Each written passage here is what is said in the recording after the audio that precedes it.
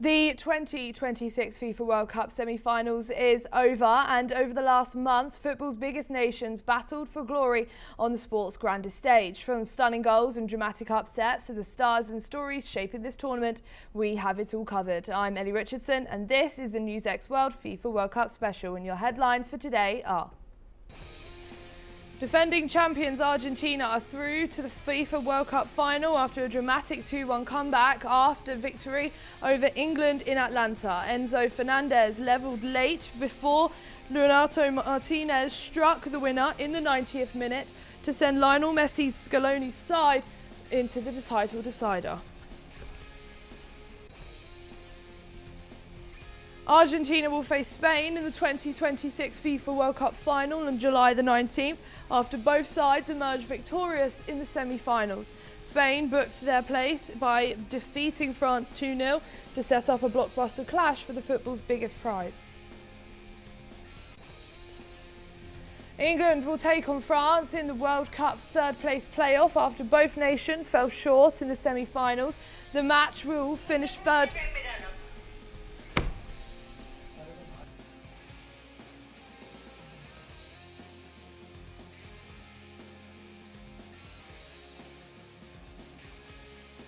Smith's suggestions of unrest within the Three Lions camp following their semi-final defeat. Kane insisted the squad remains united despite scrutiny over post-match comments from head coach Thomas Tuchel and midfielder Jude Bellingham.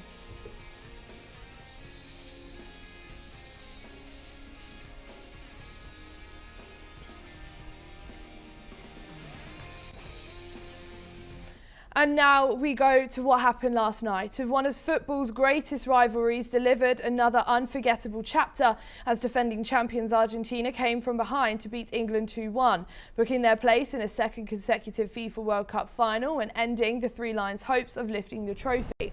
The heavyweight semi-final was finally balanced from the outset, with Argentina enjoying the majority of possession while Thomas Tuchel's England remained disciplined, compact and dangerous on the counter-attack.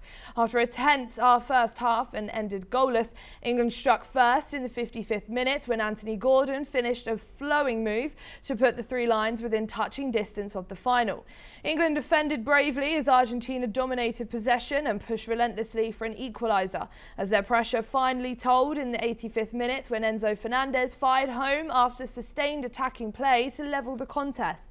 Sensing the momentum had shifted, Lionel Scaloni's side continued to press, and deep into stoppage time, they completed a dramatic turnaround.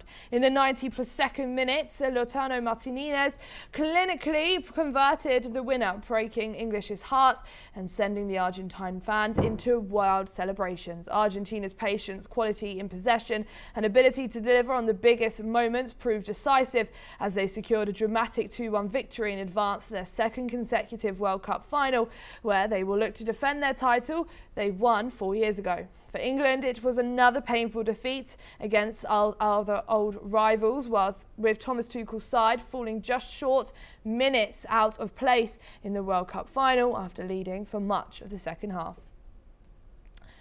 To join us and speak on this more, we are now being joined by Henrique Quadros, who is a Brazilian professional football player.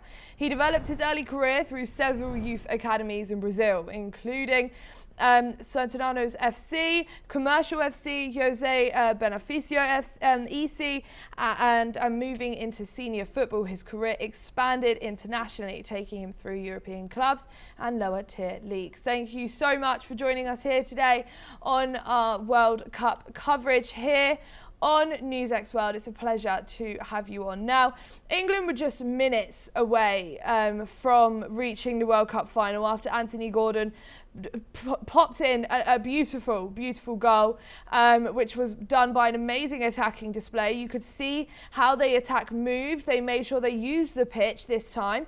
However, only for Enzo Fernández to equalise, and then Martínez struck again in stoppage time. Was this a case of Argentina's championship mentality shining through, not giving up until the last whistle is blown, or did England occasionally let it slip away? Does Thomas Tuchel park the bus too early, way too early into the game, and brought on all these defenders when they should have been focusing on that attack more? Hello, Ali. Hello. It's a pleasure to be here. First of all, it's very good for us to having this opportunity of be talking to you guys, with you guys, talking about this good game. It was a great game yesterday in both sides. First half with too much fight, second half with Argentina being dominating, creating more, and Messi being amazing again, as we expected. He just gave two assists. He came out of the box. He started creating, and was a very good game. Was a very good football game for some people. The best game of the World Cup until now. Let's see.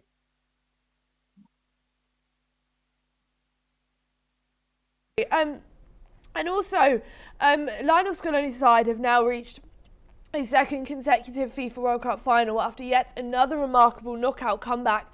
What is it about this Argentina team that allows them to stay composed under immense pressure and consistently deliver in these biggest moments? What I feel is that Argentina doesn't have more depression because they won the last World Cup.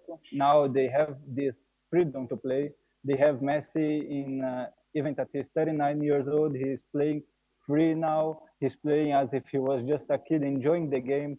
He is free to do what he wants. I think this is a good thing that Scaloni gave the team, because they start understanding that let Messi create, let Messi just came out of the zone, let Messi take the ball outside to the box, and then he will create. And they have amazing players that will run for him, will give the ball to him when they need, and they will keep him to the best moments of the game. Even if we see in the first half was more a miracle game, so a Libertadores game where people was more fighting in without the ball. They were having too much duels, and was not this game where Argentina could build, could create. Even England was performing well, was doing a good transitional game, having opportunities. In second half, they could score the goal, they could have the chance to keep pressing, keep building, and they just took the wrong decision. They start to drop, they start to give the ball to Argentina. And for a team that is already world champion, that they play with freedom, that they have Messi, it's something that you can't do. It can happen. And also, for England, another World Cup ends in a semi-final heartbreak. We've seen this happening so many times. Despite an impressive tournament under Thomas Tuchel, obviously new manager, first ever tournament for him, and it is the World Cup. Looking back at the campaign, can the Three Lions take encouragement from their progress, or will this late collapse against Argentina leave lasting questions about their ability to get over the line of football's biggest stage? As we've Euros, we've seen final and then fall short 2-1 again, and then we see the World Cup semi-final fall short for 2-1 again, and then another Euros 2-1 final fall short. And Thomas Tuchel prided himself that he will get this over the line. Harry Kane's post-match interviews, they've seen that it is something missing for them to be able to get it over the line when it counts.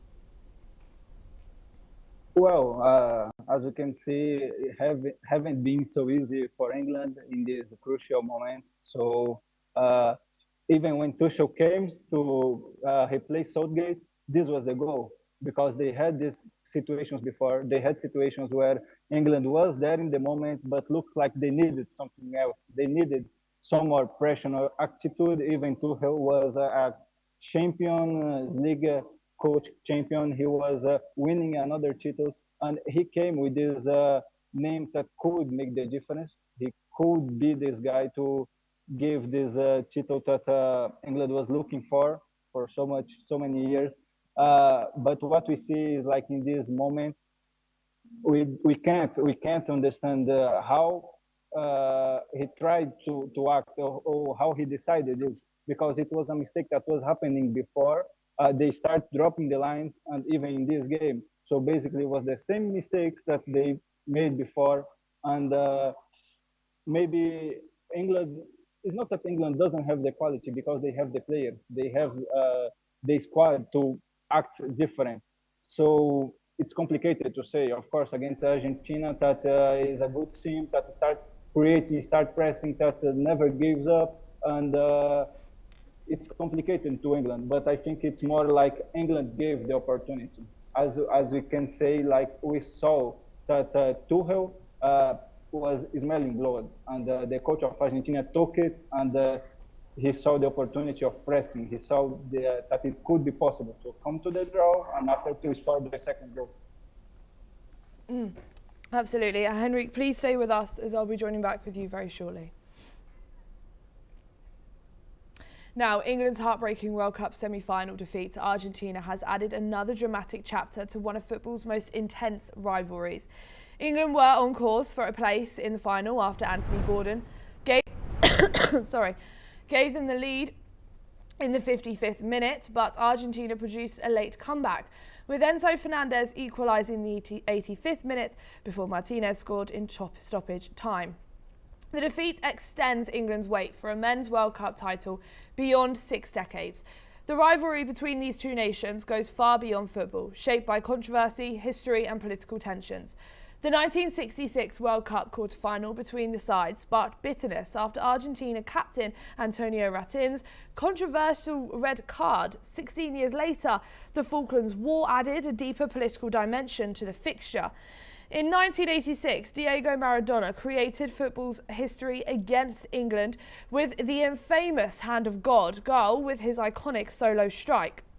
The two teams have continued to produce memorable clashes, including David Beckham's red card in 1998 and his redemption with winning a penalty in 2002. Now, Argentina's late victory in 2026 has written another unforgettable page in this historic football's battle. Henrik is joining us back here once again.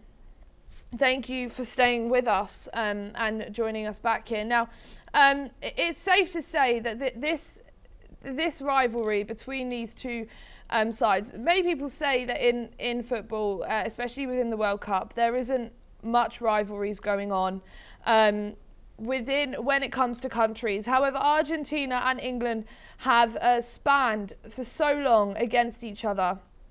And it's 60 years of her. Many are describing this as the most painful setback in the last 60 years, largely because the three lions were just minutes away from reaching the World Cup final. Does this loss hurt even more than previous tournament exits because of how close England were? Yes, for sure. I think, as you said, there are too much time that England couldn't achieve this goal. They have won World Cup. And in this moment, they had a good team. They had it before, but as we said, Thomas Tuchel came and things looked like they were working good. Even that when he made this squad for this World Cup, there were some players that people think should be there. So he managed to choose the players he wanted with the mentality he wanted. And after this, England was growing up during the World Cup. And when you come to this game with Argentina, that in the other games before, they also had not so good moments. They start losing, they came to draw, they had some extra time games, and England came too well at this moment. So they managed to score. They were in front. Even the 85th minute, they were dropping the lines, what is not bad. But I think in this moment they made this mistake because they start dropping too much. So you have to manage, you have to control the space, you have to control the line.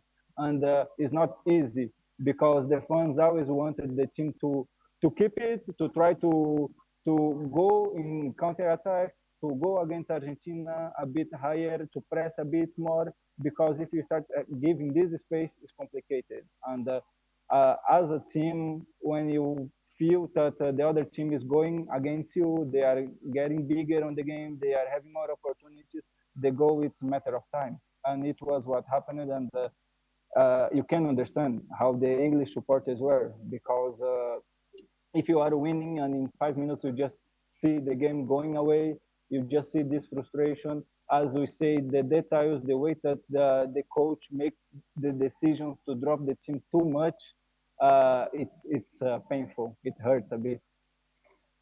And Thomas Tuchel's England show clear signs of progress throughout the tournament, defeating Mexico and Norway before leading Argentina until the closing stages. Should this campaign ultimately be viewed as a major step forward, do you think? Or will the manner of the defeat inevitably overshadow the positives? Sorry, can you repeat? Yeah, Thomas Tuchel's England showed clear signs of progress throughout this tournament, defeating Mexico, one of the most exciting games in a long time, and Norway, before leading Argentina until the closing stages. Should this campaign ultimately be viewed as a major step forward, or will the manner of this defeat inevitably overshadow the positives? It's like we are saying, England was getting better. They were growing up game by game against Mexico. We know was a good atmosphere in the hometown, so people were supporting too much. England managed well the game. They could suffer in the right moments. They could attack. They could win this game, so they were growing.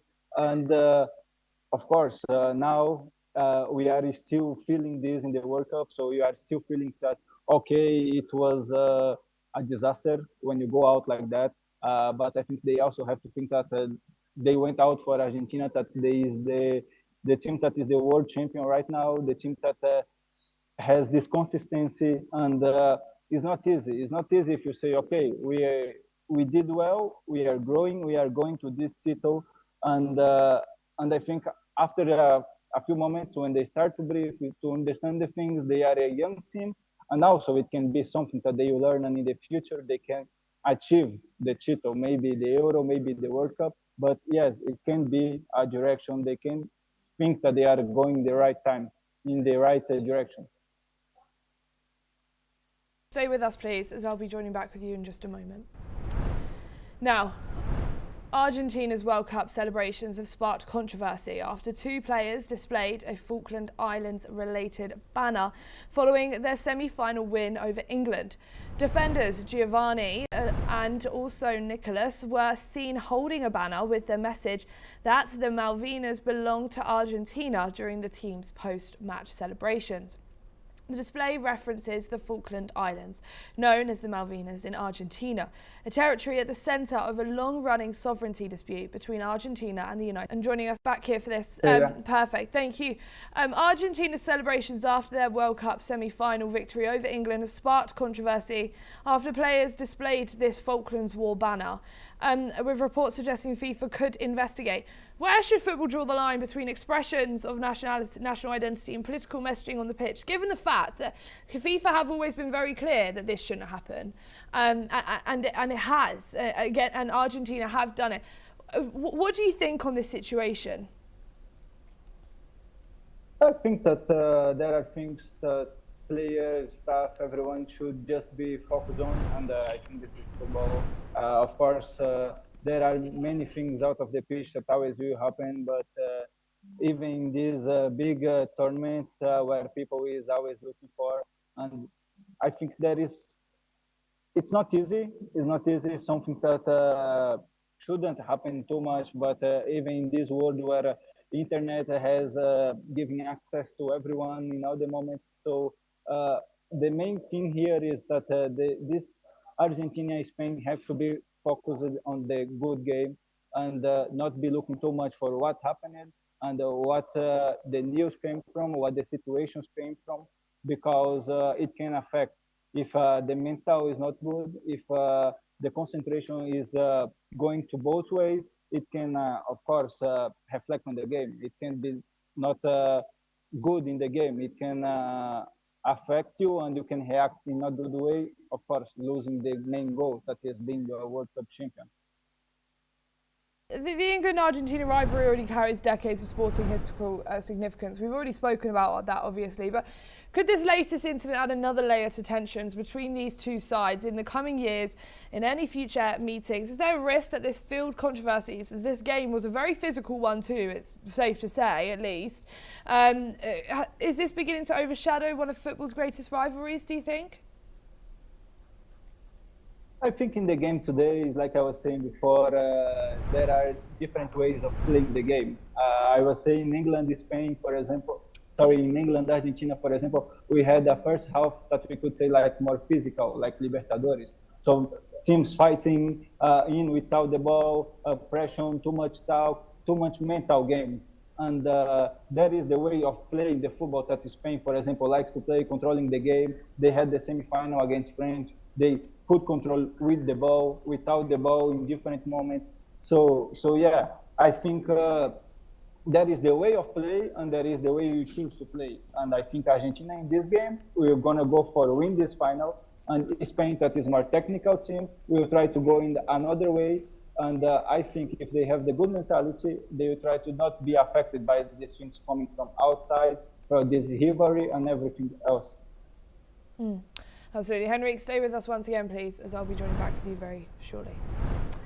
Now, the FIFA World Cup final will make history as Spain and Argentina meet in a showdown between the reigning European and Copa America champions. The two football giants will clash at MetLife Stadium on Sunday, with both sides chasing another major international title. Argentina are aiming to become the first men's team since Brazil in 1962 to successfully defend the World Cup trophy, as Lionel Messi has been the driving force behind Argentina's campaign, scoring 8 goals in 7 matches as he chases another glorious moment on the world stage. Spain, meanwhile, have built their run onto the final on control, consistency and stubborn defence that has conceded just once in 7 games. The final will also feature a generational clash between Messi and Spanish teenager Lamine Yamal, who could become a world champion at just 19 years of age. Spain and Argentina have split their previous 14 meetings evenly, with Argentina winning their only World Cup encounter. Now that history will be rewritten as two champions collide for the ultimate prize in football. A generational football clash awaits as Lionel Messi and Lamine Yamal prepare to face each other in the World Cup final between Argentina and Spain.